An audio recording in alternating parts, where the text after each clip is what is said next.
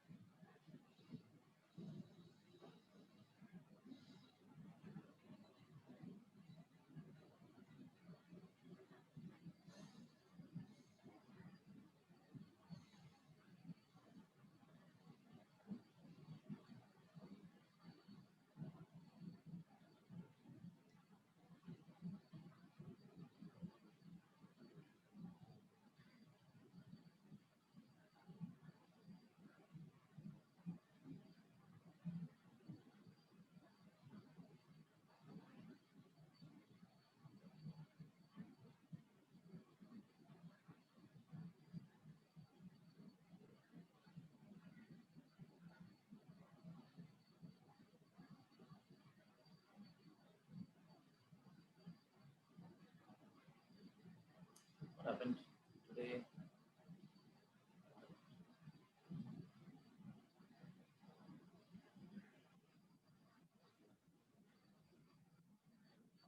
Hello, hello,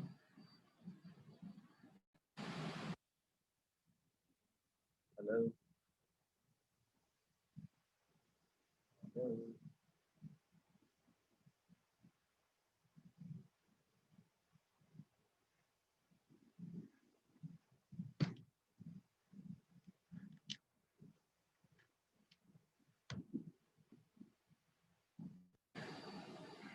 Hello.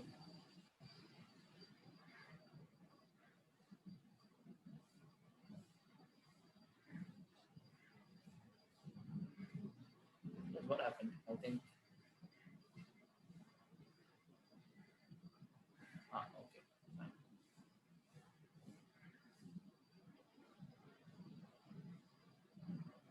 Yeah. So, what happened to your friends? 7:10.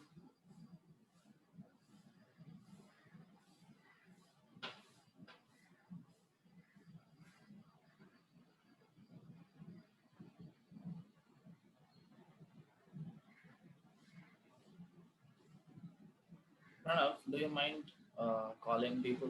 Yes, Oh, thank yes, you. sir. That's what. Can you just call your friends? One check, sir. Yeah, sure. Thank you.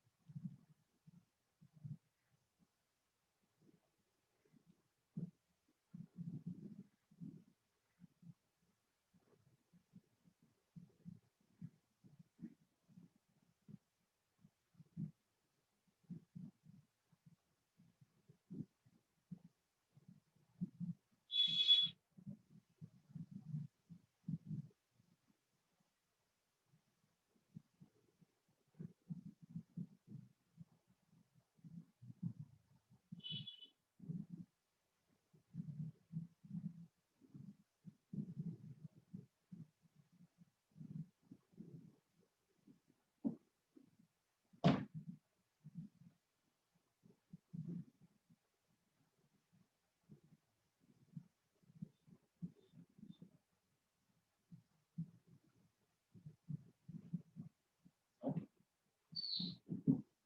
If you are still there,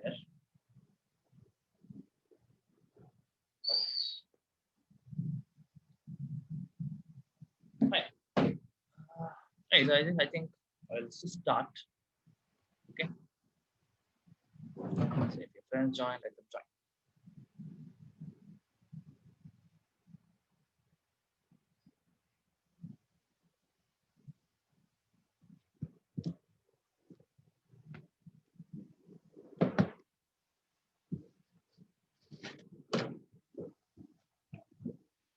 Right.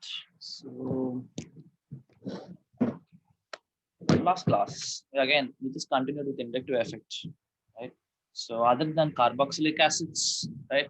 So we went on to see what are the other things which can be acidic in nature. I told you one was alcohols, right? Another one was, what is the other one? Hmm? Other than carboxylic acids, other acidic species in organic chemistry is alcohols. Other than that, what do I have? Acidic species.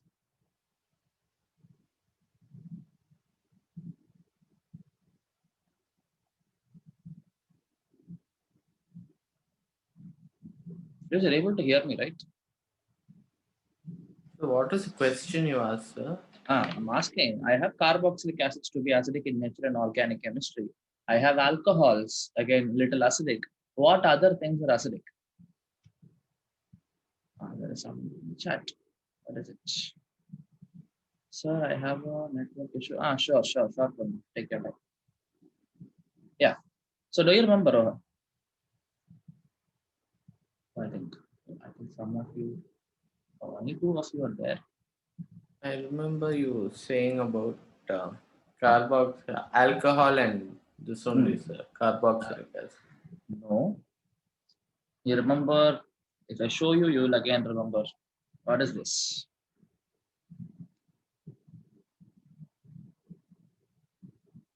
This is considered acidic, sir. Yes, right. So you can see terminal alkynes are acidic. I told you, right? Terminal alkynes are acidic. Now you even saw this reaction will happen. That is C triple bond CH. I will give me this conjugate base plus H plus, right? Now what happened there? You just have to prove that the conjugate base is stable, right? So conjugate base, how will I make sure it's stable? Because I have an sp hybridized carbon, which is going to be highly electronegative, strongly electron withdrawing, making sure that the negative charge is decreased on this carbon, making sure that the terminal alkanes are also acidic in nature. Okay, so three things you have to keep in mind regarding acids: carboxylic acids, alcohols, and terminal alkynes, right?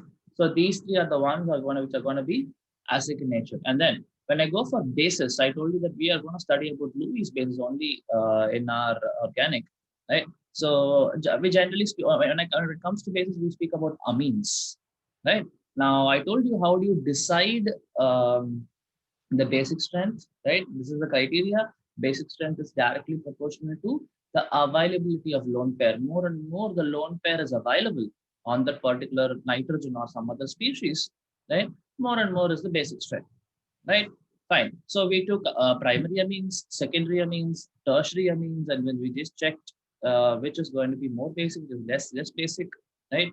Now, obviously, you see, if I have an electron donating group in these amines, right? Now they are going to increase the availability of lone pair, donating electrons towards nitrogen like this,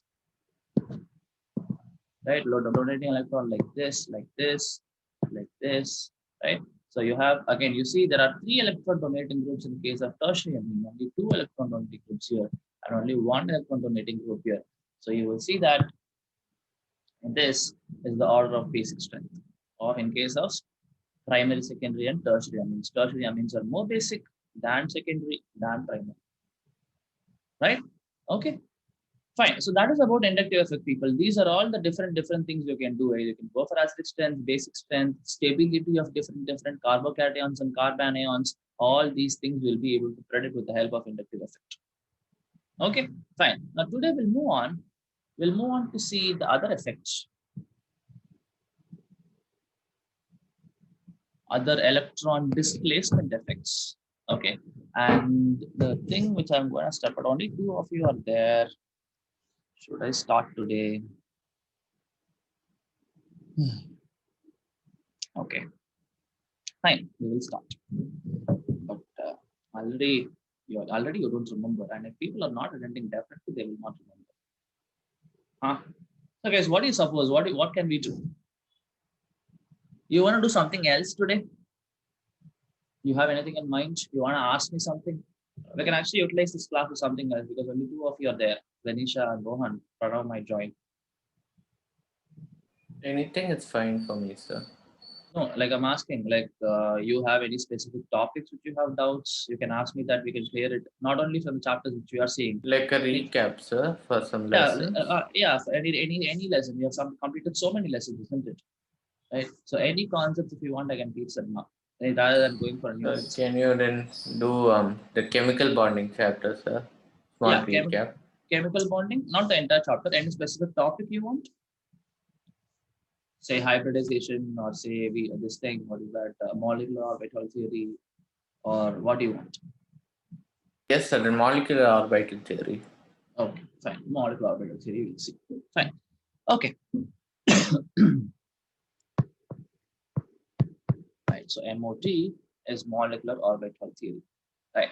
Fine. So in hybridization, we would have seen there are something called as hybrid orbitals. Right. So hybrid orbitals are basically found by combination of two or more atomic orbitals. right? So here also in this case, I have something called as molecular orbitals, right? So again, these molecular orbitals are going to be formed by combination of various atomic orbitals, right? But the only difference between molecular orbitals and hybrid orbitals is that I am going to have the LCAO. What do you mean by LCAO? LCAO is linear combination of atomic orbitals, right? Again, this doesn't give you any difference. The basic difference is you are going to just add the wave functions of all the orbitals, right? We know there is something called as psi, isn't it? Psi of x.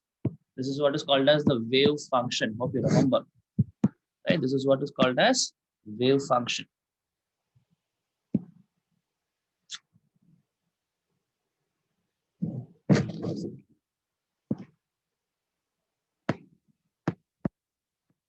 Right? This is called wave function, right? So we know if I just square this function, if I write psi squared of x, I know this is going to give me the probability of finding the electron in a particular volume, right? Anyways, so what I'm going to do is basically I'm going to take two atomic orbitals, right? And I'm going to add their wave functions, right? Now, remember, whenever I'm going to consider the wave nature of atomic orbitals, right? Now, you will study in your 12th regarding the physical phenomena called as interference, right? There is something called as interference. Interference is nothing but the interaction between two waves, right? In general, that's how it is, right? Interference means interaction between two waves, right? Now, this interference can be of two types, right? What are they? One is what is called as constructive interference. The other one is what is called as destructive interference. Right. Now it's pretty simple. If you want to visualize what you mean by constructive and destructive, say if I have a wave like this, right, another wave like this, right? Now you see constructive interference will happen if say the crust of the positive part of this and the positive part of this, but they both will react, or say the negative part of this and negative part of this reacts, right? So if I just put a plus in between them, they are gonna give me a big wave like this. Hope you understand. This part and this part will what is that? Will interact with each other, and this part and this part will interact with each other. So you'll end up with a very big wave. This is called constructive interference. Right now, if it is destructive interference, right? So again, I write just two waves, another wave, right? Now I'll put a negative sign in between. What do you mean by this? Is say the positive part reacts with a negative part, right? Now, if these two waves are exactly same, right, you are not going to get any wave, is it not? Because this will exactly cancel out this, right? But generally we don't take like that, isn't it? We are going to take, I mean, basically the length here and the length here might be different, right? So what will you end up with? It will be a small wave, something like this. Okay, now this is what is called as destructive interference, right? Okay, fine. So these exact same things are only going to happen in case of atomic orbitals, right? So each of the atomic orbitals, s orbital will have a wave function, or in more specifically, 1s orbital will have some wave function, 2s will have little different wave function, 2p will have different, 3p will have different types of waves you will have. Okay, so basically I'm going to make sure that they interfere, and you cannot make sure the only constructive interference happens. No, if constructive interference happens, definitely along with that destructive interference will also happen simultaneously, right? This is not like only one of them will happen. No, both of them will happen simultaneously. Okay, fine. So if that's the case, right, let me take a simple hydrogen molecule. Now remember, you are talking about molecular orbitals, right? So we are going to see only about molecules here, right? We are actually not going to see about anything about the atoms, atomic orbitals. Only for the sake of interference, I take the atomic orbitals. But whatever I'm dealing with, say if I'm going to fill the electrons, the electronic configurations, all these things is now going to be in terms of molecular orbitals, right? Okay. Say now what is going to happen? Say if I have H2 molecule, right?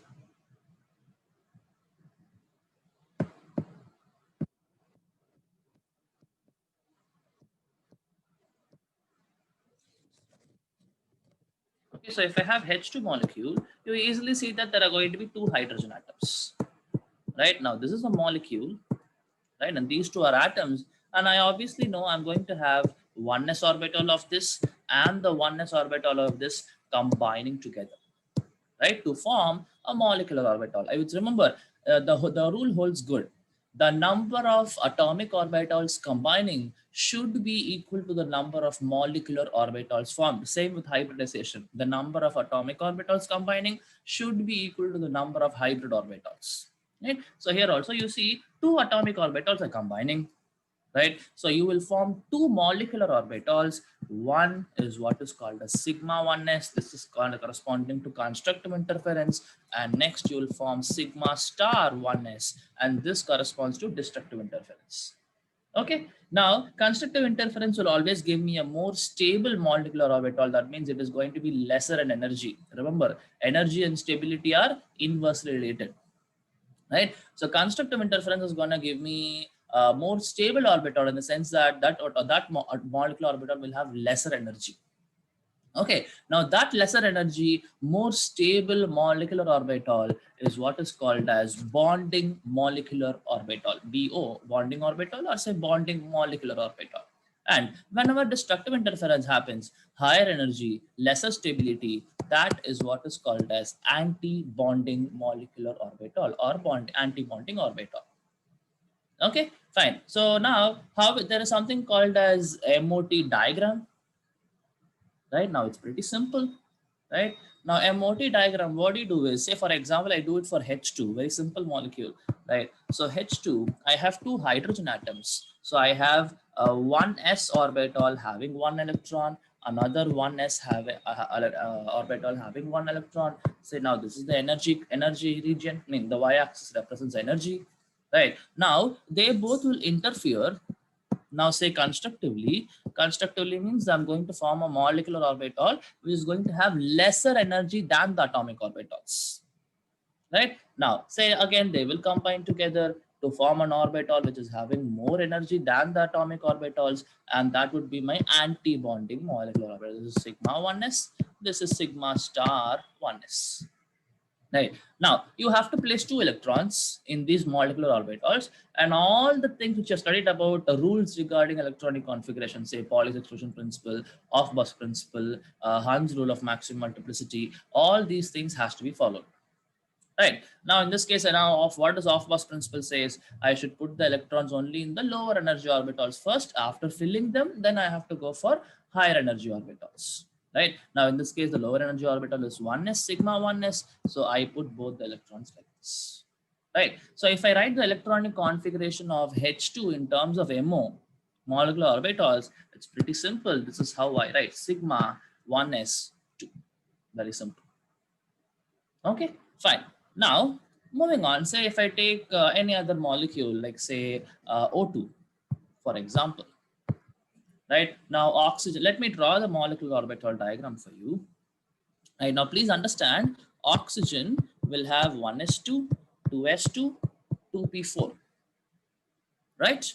Okay, now, now you see these 1s orbitals are going to form two things, sigma 1s, right, and sigma star 1s, right, and these are going to form sigma 2s, sigma, oh wait, I'll write it here, sigma star 2s, right, and 2p, remember p orbitals are capable of forming both sigma bonds as well as pi bonds, right? So what s orbitals are capable of only forming sigma. It's same concept, head-on overlap sorry, right, head-on overlap and lateral overlap, right? Okay, so p orbitals, say first they will form sigma, right? So now please remember you have three p orbitals, px, py, and pz, right? Now out of that, only one of these orbitals they will be able to form sigma, and the other two have to form pi. Hope you understood from the orientation itself, right? So p orbitals, like say, okay, one say this is assume that this is px, there will be another one like this is py, and there will be another thing like this which is going to come towards you, right? So if I take the internuclear axis, that is the internuclear axis in the sense the axis in which these two nuclei are present, right? Now you'll see there can be only one possibility of head-on overlap, right? Now the other two, whatever is there, have to undergo lateral overlap only, right? There is only one sigma orbital possible, right? Okay. Anyways, so now what are the different kinds of molecular orbitals we'll be getting from P? Will be like this. So first would be pi. I mean, lesser energy would be pi 2px, right? And obviously pi 2py is going to have same energy. That's why I put an equal to sign here. But other things I don't put an equal to sign because they are going to have lesser or higher energy. Okay, then comes sigma 2pz. Now I assume that the internuclear axis is z axis. That's why I put sigma in terms of z, right? That there is no restriction that you have to put like this only. You can take x axis as sigma, or you can take y axis as sigma. The other two will be pi, right? Okay. Sorry. Right. So after this, these are the molecular orbitals. I mean, bonding molecular orbitals. Obviously, now I have to go for anti-bonding. Okay. So anti-bonding molecular orbital, that will be pi star 2px equal to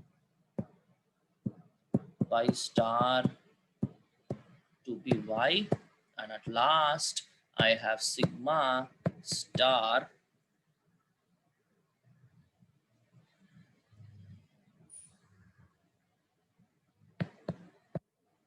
2pz. That's it. So this is the order. This is the order in which you have to fill the electrons. Okay, fine. So if I take O2, totally you see there will be 16 electrons. Correct, 8 plus 8. To one oxygen atom, 8 electrons, 2 oxygen atoms, 16 electrons. Okay, so if I have to fill them here, say 2, 4, 6,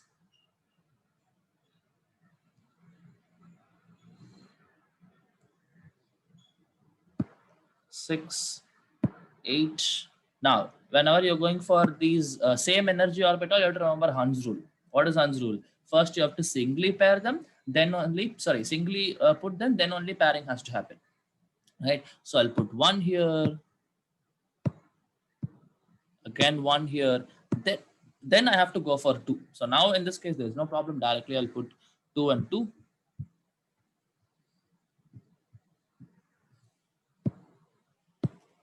Right? Okay. Now again, this will be 2. Okay, how many? 1, 2, 3, 4, 5, 6, 7. You have account for 14 electrons. You have account for 2 more electrons, right? So 2 more electrons are gonna come. 1 electron here, another electron here. Hope you understand why am I putting 1 and 1 and not 2, because they are same energy orbitals. Okay, now from these molecular orbital configurations, right, you will be able to understand whether the species is paramagnetic or it is going to be diamagnetic. Right now, it's pretty simple. Paramagnetic species are going to have at least one unpaired electron. Right? It is going to have at least one unpaired electron. Now here, nothing like that. All electrons will be paired. Right. So if I ask you, O2 is a paramagnetic species or diamagnetic species, now you have to look at the configuration. Now you see there are 2 unpaired electrons here. Right. So O2 is actually going to be paramagnetic. Right. But H2, you saw in that case, is going to be diamagnetic because both electrons are paired.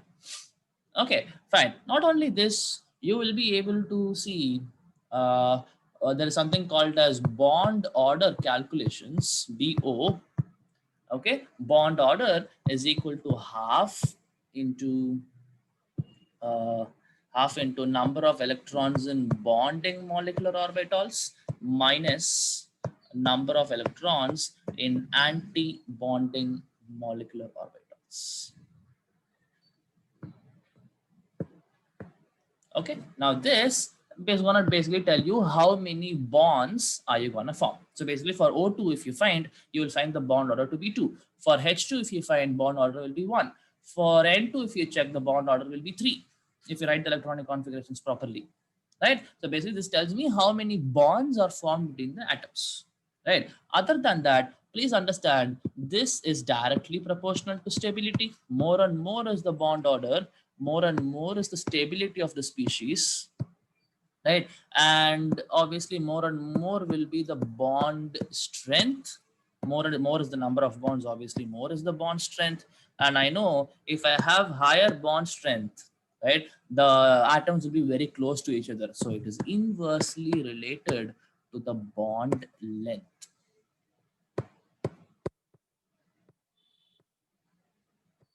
Okay, right? Now there is just one more thing which I forgot. The thing is, you have two different types of configurations, I mean, the sense that the sequence in which you are going to fill the orbitals. Now, this whatever I have wrote here, this holds good if the total number of electrons is lesser than, right? Total number of electrons is lesser than 15.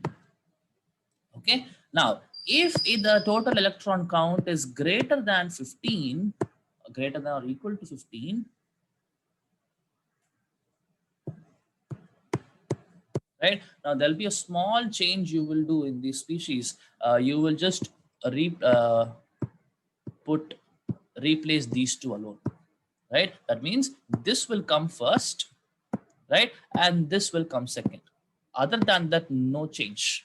Okay, so so basically after sigma star 2s, you put sigma 2pz pi 2px equal to pi 2pi, and this is going to be same, right? That alone you remember. Basically, what I did was wrong for O2. It should have been the other way, but still the answer remains same. Okay, fine. So be very careful with this. Yeah. So yeah, that's about molecular orbital theories. And obviously, if you have charged species, say if you have O2 minus, I'm going to have 17 electrons there. If you have O2 plus, I'm going to have 15 electrons there. So that and all is pretty easy. If I give you charged species, you just have to add or subtract electron according to the number of charges present and do the configuration and find the bond order. That's it. So Okay. this is para, sir. This is para. O2 is paramagnetic because it Even has if it's unpaired electrons. O2 plus or O2 minus, will still be para. Yeah, it will still be para because if it is O2 minus, you just add one more electron here. This will become 2. This will still be 1, right? If it was O2 plus, then what would have happened? If it was That 2p by 1 electron. O2 by 1 electron would have been gone, but still it is paramagnetic. So if But it's if it's O2 2 minus and O2 2 plus, absolutely, it's diamagnetic. absolutely, Okay. yes, yes. Okay, right? And sir, So yeah, shouldn't we put one line? You told it's very necessary. which Line line? next to the diagram indicating an arrow mark going up. I didn't understand what you're telling. When you taught this, you indicated that when we do the diagram, we have to put an arrow mark next to the diagram. About energy, sir. Okay. What arrow mark? Yeah, we have put an arrow mark, right? Yes, sir. That arrow mark. What is it Yeah, for that's actually? this energy. That's just the axis, just to measure. This is just for you to measure the energies. That's it. As energy is increasing. Yes, energy is increasing in this side. That's it. Yeah. Okay, sir. Yeah. Okay. So that is about molecular orbital theory. Any other things? Sir, could you explain thermodynamics, sir? This Thermodynamics. Gibbs free energy. Sure. Okay. So Gibbs free energy. Fine. So basically, Gibbs free energy is a substitute for your entropy calculations. Okay. So second law of thermodynamics, if you remember, right? Second law of thermodynamics, say it tells about the direction of a process if it is spontaneous. Okay, for a spontaneous process, what does the second law says is that for a spontaneous process, the entropy of the universe should always be increasing. Correct, right? So now if at all I have to prove that a particular process is going to be spontaneous, right? I have to calculate the delta S of the system, then I have to calculate the delta S of the surroundings, add them up, and if you see that that is greater than 0, right, then I would say that that particular process is spontaneous. Okay, right. So what you can understand the problem here. Problem is you have to calculate for system, you have to calculate for surroundings, all these things you have to do. Right. So to overcome this, right, so there is a new thermodynamic term, right? So the new thermodynamic term is decided by this. G is the Gibbs free energy, right? Now that is equal to H minus Ts, right? H is the enthalpy, T is the absolute temperature in Kelvin, S is the absolute entropy. But we know we are not going to deal with absolute terms because we will not be able to measure them. Or what will be measured, we'll be able to measure is the what is that change in all these things, right? So I can rewrite this equation to be Gibbs delta G is equal to delta H minus T into delta S. Now this delta S is for the system. Okay, now this delta G is again only for the system. Now for a spontaneous process, right, this delta G should be less than 0. That's it. And if at all you want me to tell exactly what is Gibbs free energy, Gibbs free energy is the maximum work which can be extracted from a perfectly reversible process. Right? It is the maximum amount of work which can be extracted from a perfectly reversible process. Okay, so you can have, again, just like how you have different types of enthalpies of formation, enthalpies of combustion, that enthalpy, this enthalpy, same thing can be same things can hold good for delta G also. Gibbs free energy of formation, Gibbs free energy of combustion, but we will not be using it that way, right? But whatever modifications you did for delta H, say for example, if you reverse a reaction, right? Now delta H would have become the negative of the previous value. Same goes with delta G also. Say if you add 2 or more reactions, you add the enthalpy value. Same goes with your delta G also.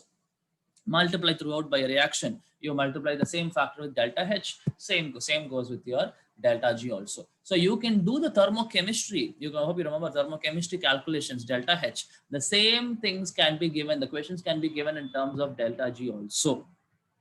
Exactly same thing, nothing you have to do. Maybe if they in the questions they might give you delta H, temperature, and delta S, and they might ask you to find whether the process is going to be spontaneous or not. And the only criteria is this is for delta G. If you find delta G to be less than 0, negative, then it is going to be spontaneous. That's it, pretty simple. That's about Gibbs free energy. Okay. Okay, sir. Just one more doubt I have. Yeah. The Born-Haber cycle. Born-Haber cycle. Okay, fine. Okay, so Born-Haber cycle is used for finding the lattice enthalpy of crystals. Any solid crystals if you have, right? This Born-Haber cycle is going to help me find out the lattice enthalpy.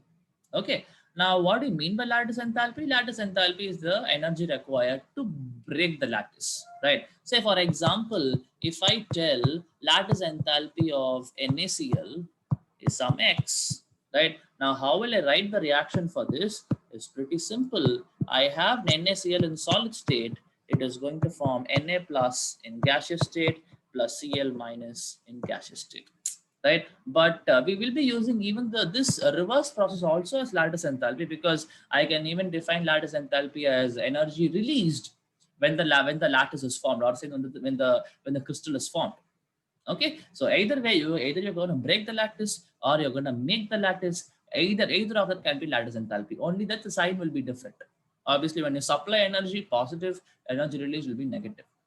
Okay, fine. So how are we going to find the lattice enthalpy? You cannot directly find it out because you see there is a solid here and you see there are gases here. So there are going to be a lot of other processes involved.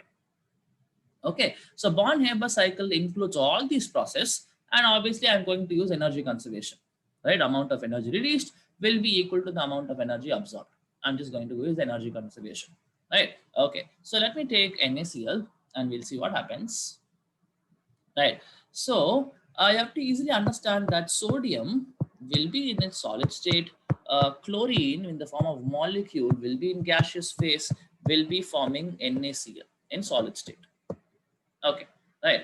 Now this is just a reaction, but there are going to be so many other processes involved here. So first and foremost thing, basically this is going to be an ionic solid. Na plus and Cl minus are present, and they will come together to form the sodium chloride crystal. right? So obviously now we know that solids will not be able to form crystals. I mean, sorry, solids will not be able to form ions, right? Even liquids will not be able to form ions. Either gases or aqueous solutions, only they can form ions, right? So obviously now I have to convert this sodium solid into its vapor, sodium gas. I have to convert it, and obviously for that you have to supply energy, and that energy supplied is what is my enthalpy of sublimation of sodium. Delta H sub means enthalpy of sublimation. Okay, done. Now from this I have to form Na plus, right? So obviously only then I can form NaCl, right? So now you see there is one electron removed from this, right? So obviously the energy supplied here is going to be ionization enthalpy, ionization energy, right? Okay, next, that's about my chlorine. I mean, that's about my sodium, right? Now coming to chlorine, I have chlorine in the form of Cl2 first, right? Now again, molecules will not be able to form ions. It is going to be the atomic species which will form the ions, right? So first thing what I have to do is convert this into chlorine atom, right? Now you see in the reaction, I require only one chlorine atom, right? Now obviously if I break the bond, right, I know bond energies are going to be in terms of kilojoules per mole, right? So if I supply 1 kilo in the entire bond energy, you will be ending up with 2 chlorine atoms, right? But I don't have to do that because I require only half a mole of this, or let's say 1 mole of chlorine atoms. So what I have to do is supply only half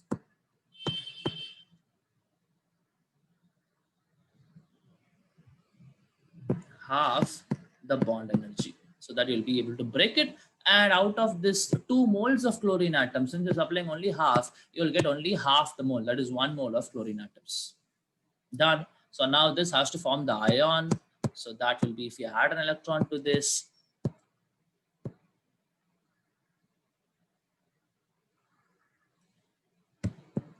right, you are going to form Cl minus.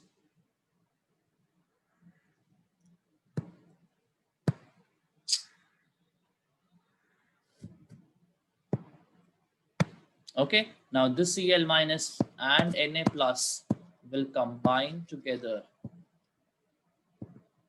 right, to form NaCl, right? Now obviously now if you have a bond formation, this is where the crystal is getting formed, isn't it? So the energy released is what is my lattice enthalpy, Le, right? So oh yeah, one more thing I forgot. So you have addition of electron happening. This also requires energy, or I would say this sometimes energy will be released also. In that case would be electron gain enthalpy, correct? So adding of electron gain enthalpy, removal of electron, ionization enthalpy. Hope you remember all this from periodic table. Right, now that's it. Now what I have to do, I have to make sure that I put all the energy supplied in one side, all the energy released in another side, and all the values I know. Only the value which I'll not know is my lattice enthalpy, and that can be calculated. Now very simple, I can do this, right? So you see enthalpy of sublimation is supplied, delta H sublimation is supplied, plus, right, now you see ionization enthalpy will also be supplied,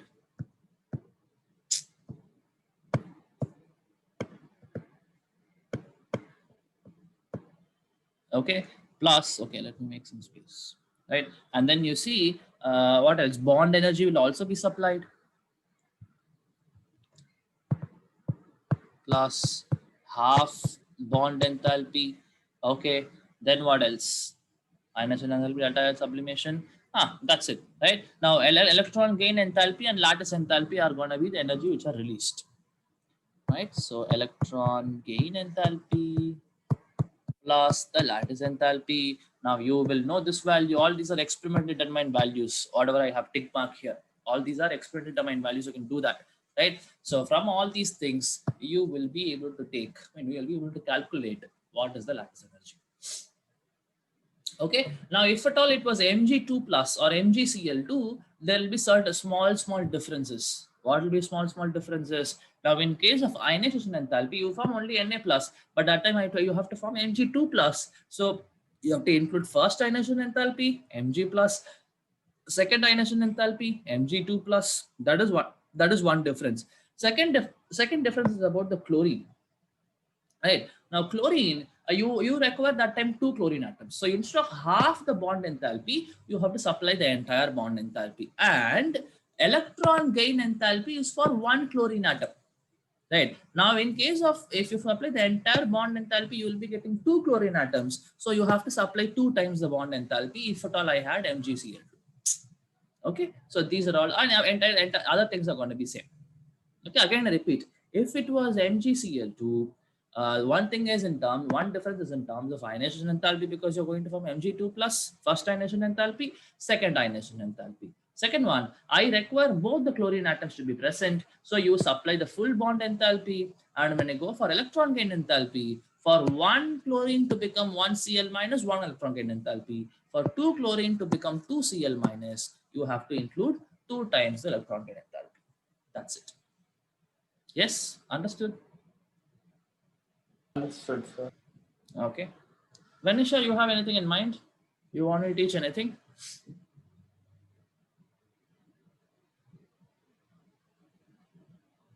Any doubts? Any concept? Okay, Vanisha says no.